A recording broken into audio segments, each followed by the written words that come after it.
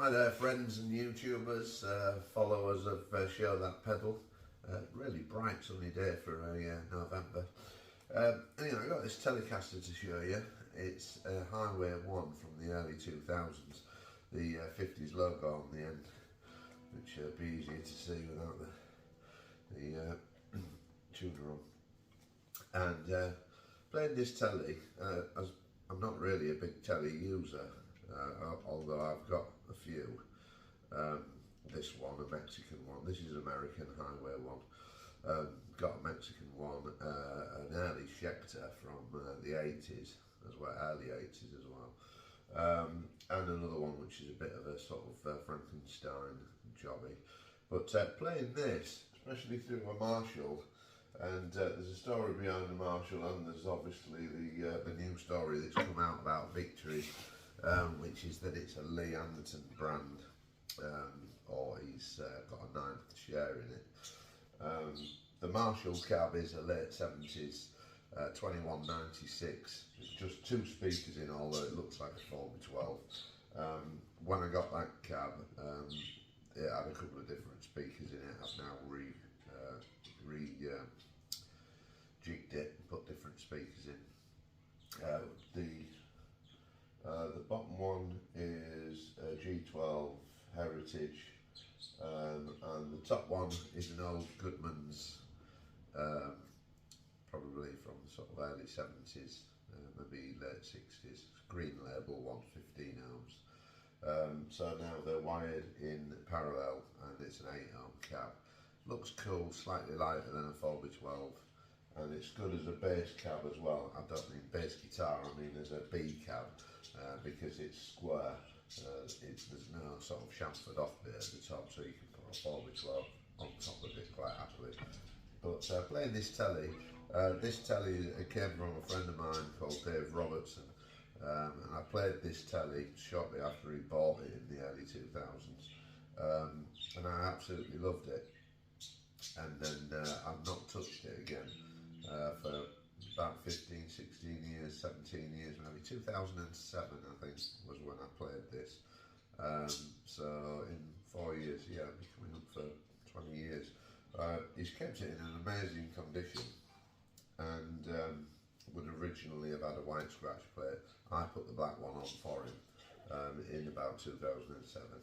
As I say, I've not seen or touched it again since then, but I recently had the chance to buy it, so it's mine. And it reminds me of why people play tellies, because you get a really good, nice balanced rock tone out of it. Not so much treble at all, even though I'm on the back pickup. I've put the treble down a little bit on the amp, but it's a real good sort of Dr. Feelgood sort of sound.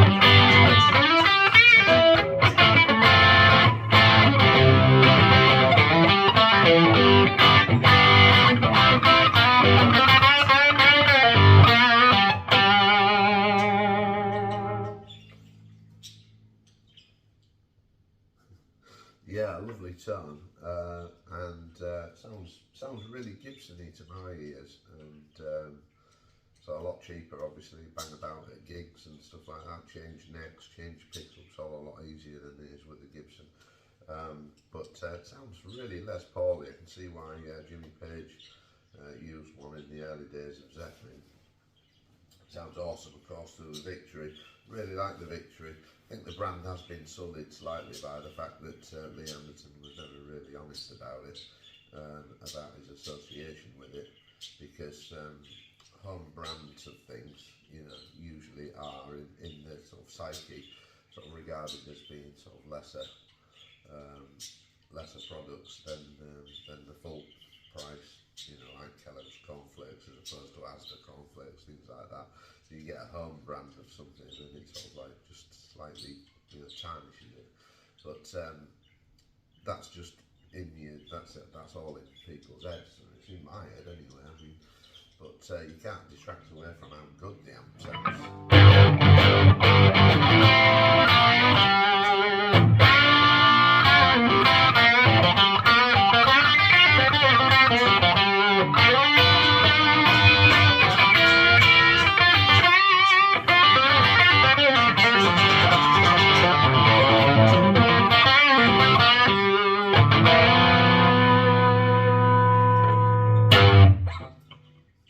Great tone. Speakers sound nice. Be using it for a gig tonight. Local heroes at the Crow's Nest in Lincoln. So please like and follow if you've enjoyed the content. Comment on Highway 1 Strats. I've had a few of those as well, but this Tele's really nice. Cab sounds great, looks great, and the Victory, of course, is a brilliant sort of recreation of that late 70s JMP Marshall sound. It goes right up to 800 and 900 type tones, I suppose, but I just prefer the 70s sound. Yeah, like and subscribe, ring the bell, and I'll see you next time.